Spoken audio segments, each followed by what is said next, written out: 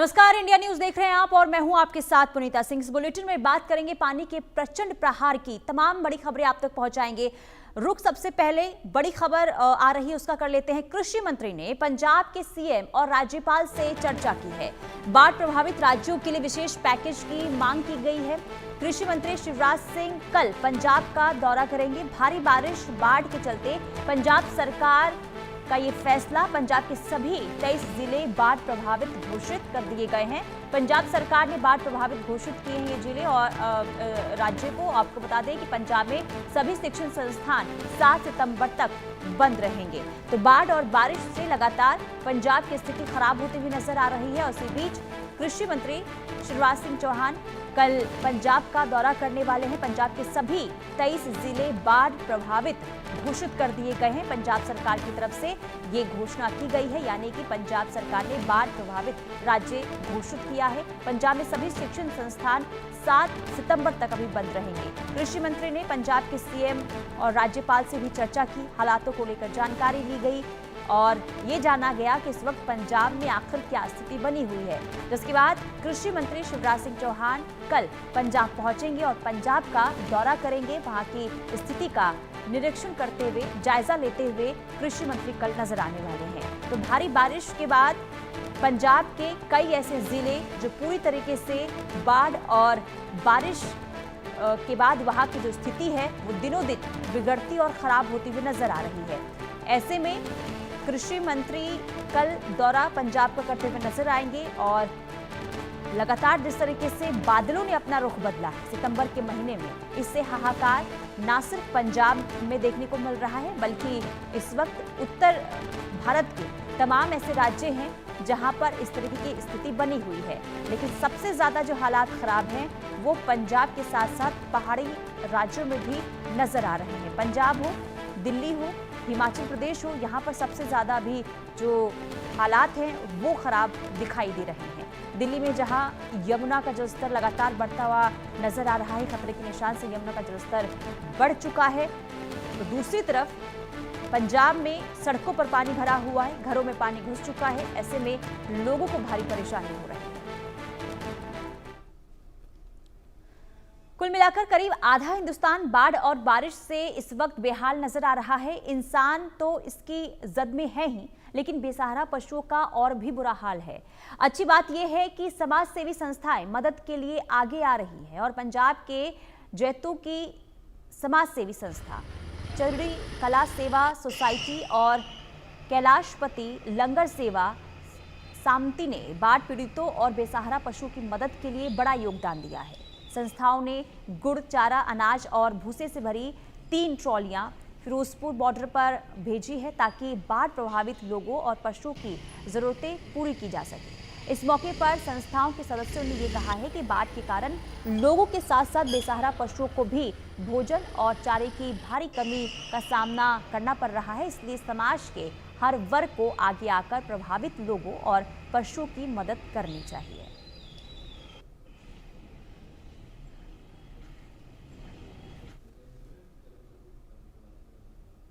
आधा हिंदुस्तान बाढ़ और बारिश से त्राहिमाम कर रहा है। पंजाब के पठानकोट में भी पिछले 24 घंटे से बारिश जारी है। मौसम विभाग की तरफ से अगले 3 घंटे तेज बारिश की चेतावनी दी गई है। प्रशासन की तरफ से हेल्पलाइन नंबर भी जारी किए गए हैं।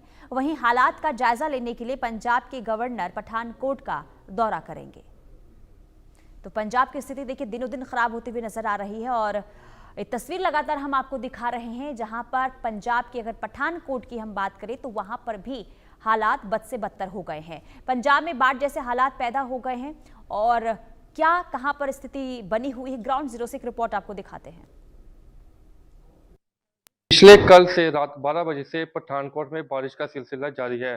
आप तस्वीरों में पीछे देख सकते हैं किस तरीके से जो है पिछले 24 घंटे से लगातार पठानकोट शहर में बारिश का असर देखने को पड़ रहा है। वही मौसम विभाग की तरफ से अगले 3 से 4 घंटे के लिए तेज बारिश की संभावना की चेतावनी जो है दी गई है। उसके साथ ही साथ पंजाब के कई जिलों में भी तेज बारिश की संभावना बताई जा रही है। वही अगर बात करें पठानकोट के रंजीत सागर डैम की, तो उसके पानी का लेवल जो है 524 मीटर पर पहुंच चुका है, जो कि बिल्कुल खतरे के निशान से 3 मीटर नीचे है। वही मौसम विभाग ने आगे भी कहा है कि लोगों को अगर कोई जरूरी काम है तभी घर से बाहर निकले।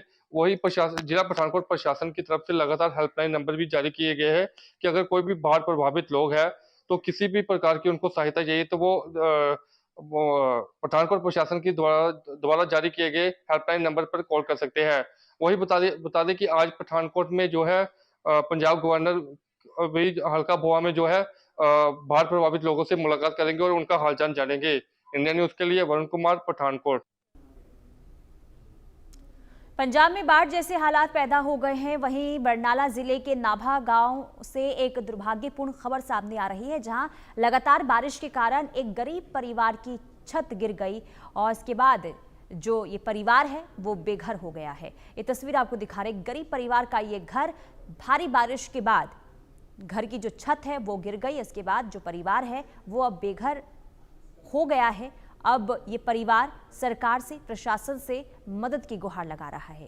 ये तस्वीर आपको पंजाब की दिखा रहे हैं और पंजाब के अलग अलग हिस्सों से दिल दहला देने वाली ऐसी ही तस्वीर लगातार बीते कई दिनों से सामने आ रही है, क्योंकि बाढ़ और बारिश ने वहां पर कोहराम मचाया हुआ है। पानी से हाहाकार मचा हुआ है, पानी का सैलाब इस तरीके से वहां पर नजर आ रहा है कि घर की जो नींव है वो भी कमजोर पड़ने लगी है। ये तस्वीर आपको पंजाब के बरनाला की दिखा रहे हैं, जहां बाढ़ जैसे हालात है, लगातार बारिश हो रही है और एक गरीब परिवार जिसने अपनी पाई जोड़कर ये घर खड़ा किया था, छत बनाया था ताकि वो सहारा ले सके, इस बारिश ने उनके सर से छत भी छीन लिया है। घर की जो छत की दीवार थी वो भारी बारिश के कारण गिर गई है। परिवार अब परेशान है और मदद की गुहार लगा रहा है। तो सितंबर में सैलाब ने त्राहिमाम मचाया हुआ है और हर ओर हाहाकार मचा हुआ है।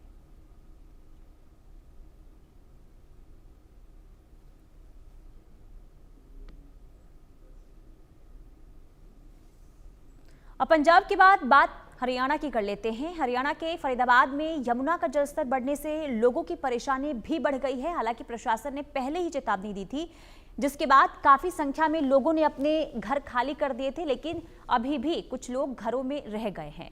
अब पानी जब लगातार बढ़ रहा है तो बचे हुए लोग भी अपना घर छोड़ने के लिए मजबूर हो गए हैं।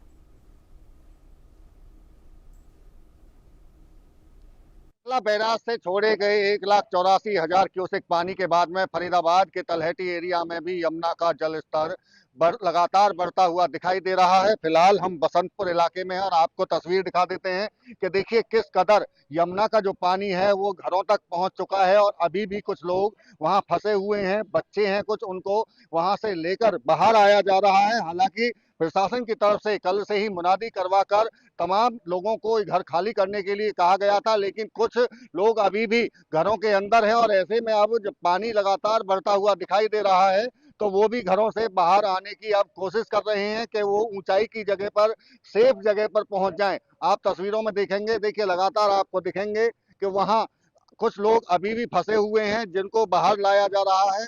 इसके साथ साथ में अगर मैं दूसरी तरफ की तस्वीर आपको दिखाऊं तो ये देखिए यहाँ ऊंचाई की जगह है, जो सड़कों पर तमाम जो लोग हैं वो पहुंच चुके हैं कल से ही, चूंकि लोगों का आना शुरू हो चुका था। प्रशासन की तरफ से बार बार, पुलिस की तरफ से तमाम लोगों को कहा गया था कि जल्द से जल्द घर खाली कर दें, चूंकि आज पानी के बढ़ने की आशंका पहले ही जताई गई थी। चूंकि हथनी कुंड बैराज से 3,29,000 क्यूसेक पानी जो छोड़ा गया था वो 48 घंटे बाद फरीदाबाद में उसके आने की आशंका थी और ऐसे में अब पानी लगातार फरीदाबाद की सीमा में बढ़ता हुआ दिखाई दे रहा है।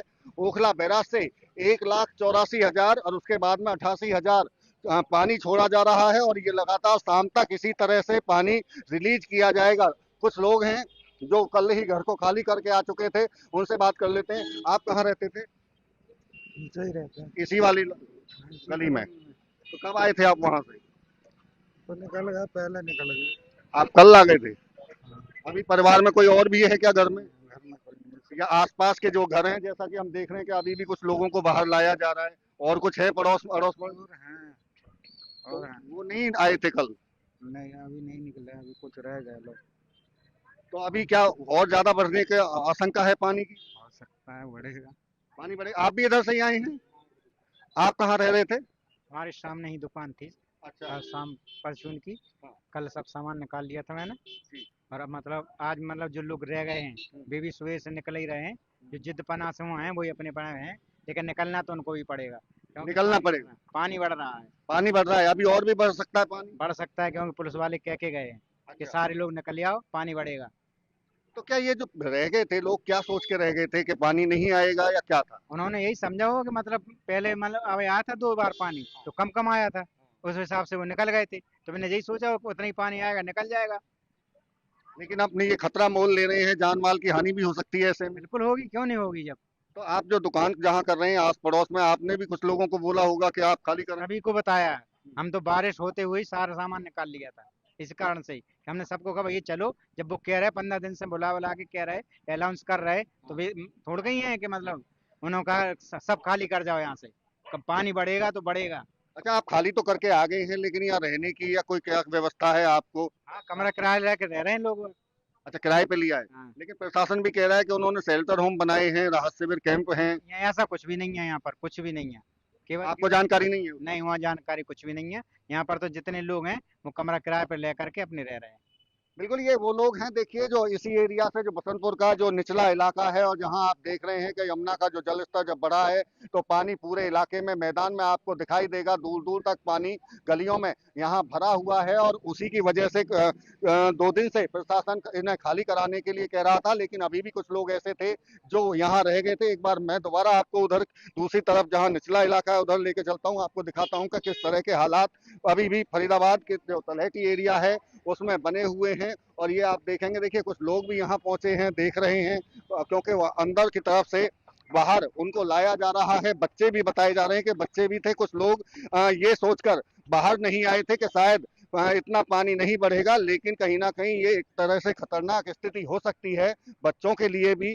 और जो लोग अभी भी रुके हुए हैं और इंतजार इस बात का कर रहे हैं कि पानी इससे ज्यादा नहीं आएगा, लेकिन प्रशासन बार बार चेतावनी दे रहा है और बता भी रहा है। बाकायदा मुनादी इस बात को लेकर कराई गई थी कि पानी बहुत ज्यादा आ सकता है और ऐसे में नुकसान हो सकता है, लेकिन कुछ लोग समझने को तैयार नहीं थे। और अब उसी का नतीजा है कि अब उन्हें जब पानी यहाँ बढ़ा है तो अब बाहर उनको लाया जा रहा है। आप तस्वीरों में साफ तौर से देख सकते हैं कि किस तरह से पानी बढ़ा, और अब लोगों की जो चिंताएं हैं वो भी पानी के साथ साथ में बढ़नी शुरू हो गई। और अब तमाम लोग, अब वहाँ मकानों को खाली करना उनकी तरफ से भी शुरू कर दिया गया है। फरीदाबाद से देवेंद्र कौशिक, इंडिया न्यूज। आगे बढ़ते हैं। बलरामपुर से बड़ी खबर सामने आ रही है। तूतिया डैम हादसे में बड़ा खुलासा हुआ है। डैम टूटने से एक ही परिवार के 7 लोग बह गए। 4 शव बरामद कर लिए गए हैं, बाकी की तलाश अभी भी जारी है। रेस्क्यू ऑपरेशन में प्रशासन जुटा हुआ है। ग्रामीणों का प्रशासन पर बड़ा आरोप है। पहले ही सूचना दे दी गई थी, प्रशासन ने समय पर कोई कदम नहीं उठाया, जिसके बाद यह हादसा हुआ। हादसे के बाद से इलाके में दहशत का माहौल है। तो ये तस्वीर आपको बलरामपुर की दिखा रहे हैं, जहां पर हादसा हुआ है। डैम तूतिया डैम, जिसका जो है तूतिया डैम हादसे में ये खुलासा हुआ है और कई लोगों की जान इसमें गई है। डैम टूटने से एक ही परिवार के लोग जो हैं 7 लोग वो बह गए। 4 के शव बरामद कर लिए गए हैं, लेकिन अभी भी 3 शव जिनकी तलाश जारी है। रेस्क्यू ऑपरेशन में प्रशासन जुटा हुआ है, लेकिन प्रशासन के खिलाफ ग्रामीणों में जबरदस्त गुस्सा देखने को मिल रहा है।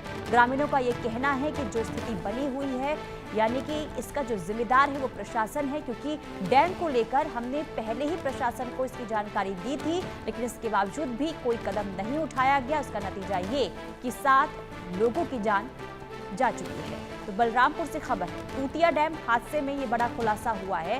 डैम टूटने से एक ही परिवार के 7 लोग बह गए हैं, जिसमें से 4 शव तो बरामद कर लिए गए हैं, लेकिन अभी भी 3 जिनकी तलाश जारी है। रेस्क्यू ऑपरेशन लगातार वहां पर जारी है। ग्रामीणों ने प्रशासन पर आरोप लगाया है। पहले सूचना दे दी गई थी डैम को लेकर, इसके बावजूद भी कोई ठोस कदम नहीं उठाया गया और आज ये हादसा हुआ। हादसे के बाद जो ग्रामीण हैं वो डरे हुए हैं और हाहाकार मचा हुआ है। तो ग्रामीणों ने प्रशासन पर बड़ा आरोप लगाया है। बलरामपुर में जो हादसा हुआ था मंगलवार देर रात, इसे लेकर प्रशासन को जिम्मेदार ग्रामीणों ने बताया है।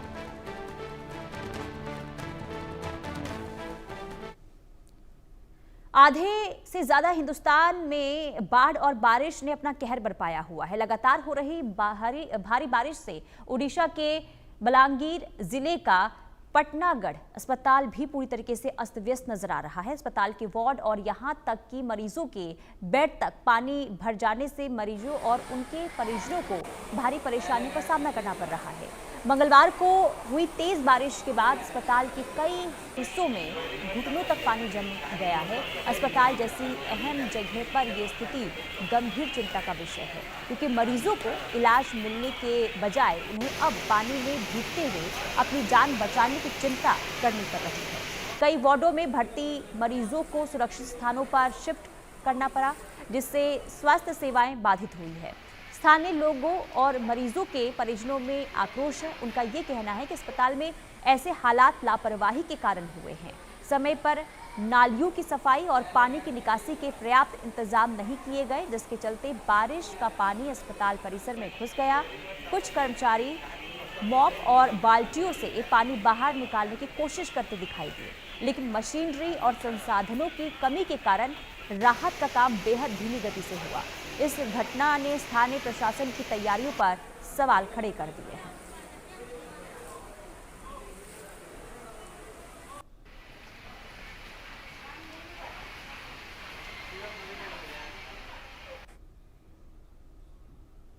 आगे बढ़ेंगे, बात राजस्थान की कर लेते हैं। राजस्थान के हिंडौन सिटी में लगातार 3 दिन से तेज बारिश का दौर जारी है, जिसके कारण जगर बांध में भराव क्षमता 30 फीट से भी ज्यादा पानी का भराव हो चुका है।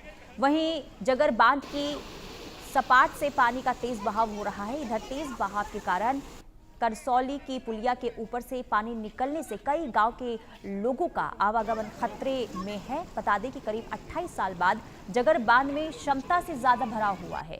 वहीं खतरे को देखते हुए प्रशासन ने घूमने और नहाने पर पाबंदी लगा दी है, लेकिन इसके बावजूद बांध में नहाने से लोग बाज नहीं आ रहे हैं और अपनी जान को जोखिम में डाल रहे हैं। ऐसे में 10 लोगों के खिलाफ कार्रवाई भी की गई है।